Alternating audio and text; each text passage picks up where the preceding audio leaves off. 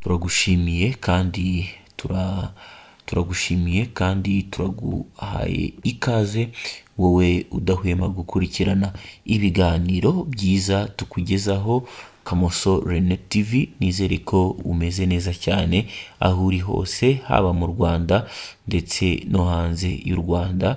Twizere ko umeze neza cyane. Mu Rwanda reka duhe ikaze abanyarwanda badukurikiye mu ntara enye ndetse no mu mujyi wa Kigali, tutibagiwe ndetse n'abadiaspora badukurikiye mu bihugu bitandukanye, haba muri Aziya, Amerika ndetse n'Uburayi ndetse no muri East Africa. Twizere ko mumeze neza cyane, haba mu Burundi, muri Congo, Repubulika ya Demokarasi ya Congo, muri Uganda ndetse ni Nairobi muri Kenya ndetse no muri Uganda. Twizere ko mumeze neza cyane. Twebwe tubagezaho amakuru agiye atandukanye, haba mu myidagaduro, muri politike n'ahandi hagiye atandukanye. Twizere ko mumeze neza cyane. Ni inkuru y'akababaro, inkuru y'agahinda bitunguranye rero. Igitaramo Israel Mbonyi yari gukorera mu karere ka Rubavu ubu ngubu cyamaze gusubikwa. Ibi byagenze gute kugira ngo iki gitaramo gisubikwe cyangwa se byifashe gute? Iki gitaramo cy'umuhanzi w'indirimbo zo kuramya no guhimbaza Imana Israel Mbonyi cyiswe Icyambu live concert cyari giteganyijwe kubera mu karere ka Rubavu. Ubu ngubu cyamaze gusubikwa.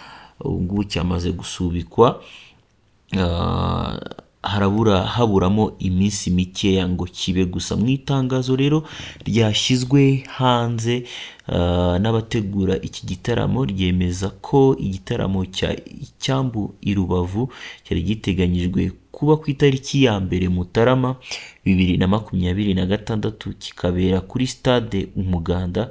Kitakibaye kuri iyo tariki, ahubwo cyasubitswe kikazaba ku yindi tariki itaratangazwa, ikazatangazwa mu minsi iri imbere. Abategura iki gitaramo bagaragaje ko iki cyemezo cyafashwe nyuma yo kwakira ibyifuzo byinshi by'abantu batandukanye, by'umwihariko abari bateganyijwe kukitabira, ndetse hakarebwa nuko Israel Mbonyi yakomeje urugendo rwe rw'ibitaramo byiswe Icyambu live concert hirya no hino mu gihugu. Bikaba byasabye kongera gutunganywa cyangwa se gutunganya gahunda yiwe ikanozwa neza, kugira ngo nawe azaba ari mu bantu cyangwa se abantu bazitabira icyo gitaramo kugira ngo bazabone uburyo bakitabira. Rero bagize bati, dushingiye ku busabe bwinshi twakiriye ndetse no ku rugendo rw'ibitaramo bya Icyambu biri kubera hirya no hino mu Rwanda, twifuza kumenyesha abantu bose ko iki gitaramo cya Rubavu cyasubitswe kikazatangarizwa indi tariki n'ukwezi mu gihe kiri imbere. Ku bijyanye n'abantu bamaze kugura amatike, abategura igitaramo batangaje ko bose bazavugana nabo ku giti cyabo bagahabwa amahitamo abiri, arimo gukoresha ayo matike mu bindi bitaramo by'icyambu biri imbere cyangwa gusubizwa amafaranga yabo. Abategura igitaramo basabye abakunzi ba Israel Mbonyi n'abari biteguye kukitabira kwihangana no gukomeza kubashyigikira, bashimangira ko bazakomeza kwishimana n'abafana mu bindi bitaramo bya Icyambu biteganyijwe mu gihugu hose. Iki gitaramo cyari kubera mu karere ka Rubavu, cyari kimwe mu bikomeje gutegerezanyijwe, cyari giteganyirijwe amatsiko cyane ko Israel Mbonyi amaze igihe yandika amateka mu bitaramo bye, aho agenda yuzuza aho aririmbye hose, cyane cyane mu gitaramo Icyambu cyabaye ikimenya bose mu Rwanda ndetse no hanze yarwo. Abari bateganyijwe kwitabira rero icyo gitaramo cya Israel Mbonyi Icyambu, mwumvishe ko ubu ngubu cyamaze guhagarikwa.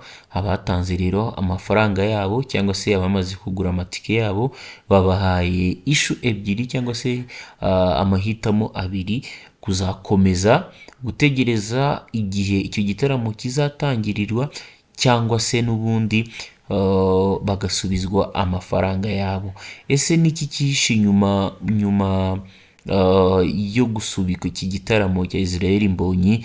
Ese byifashe gute? Niki cyabiteye? Tuzakomeza natwe kubakurikirana amakuru y'icyateye ihagarikwa ry'iki gitaramo, ndetse abenshi bavuga ko ari ubusabe bw'abantu bagiye batandukanye. Ni ku itariki ya mbere hazaba harimo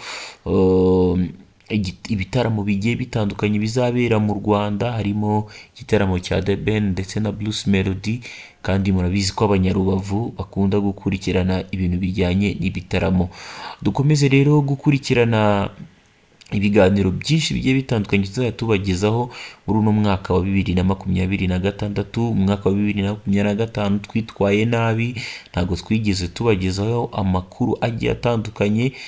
Twagiye dukora none ejo tugaharika, ariko tubijeje ko mu minsi iri imbere tuzagenda tubaha amakuru agiye atandukanye, muragenda mubibona uko ibintu bihagaze. Nyuma y'uko iki gitaramo cya Israel Mbonyi rero gisubitswe, n'indi nkuru ihari nuko ku itariki ya mbere rero hazabaho New Groove Years concert ya The Ben ndetse na Bruce Melody, naho umunyarwanda, umuhanzi akaba n'umunyarwanda Uworizagwira Floriye we yamaze kugaruka mu gihugu. Amakuru yo ni menshi cyane agiye atandukanye tuzabagezaho. Umunyamideli Giselle Bundchen yashyingiranywe mu ibanga n'umugabo we wa kabiri, baherutse kubyarana umwana. Ni byinshi, igitaramo cya rap cyarabaye, Tuff Gang mwarayibonye, bagiye bakora ibitaramo bigiye bitandukanye, ariko no ku munsi w'igitaramo cyabaye kuwa gatanu, abanyarwanda bishimiye kubona itsinda rya Tuff Gangs ryongeye gusubirana, aho bahawe umwanya uhagije bagakora indirimbo zigiye zitandukanye cyane. Turabashimiye rero mwebwe mudahwema gukurikirana ibiganiro byacu ya Kamoso Rene TV. Tuzasubira ku munsi w'ejo tubagezaho amakuru agiye atandukanye, hari nako mukomeza kudushyigikira mukora subscribe, share ndetse na comment. Mukomeze kugira impagarike n'ubugingo, mukomeze kugira impera z'umwaka nziza wa 2025 tujya mu mwaka wa 2026, nawo umwaka tuzawutangire neza ndetse tunawusozanye neza cyane. Ciao ciao rero, mukomeze kugira ibihe byiza cyane. Nge nitwa Kamoso Rene, iyi ni Kamoso Rene TV. Ciao ciao.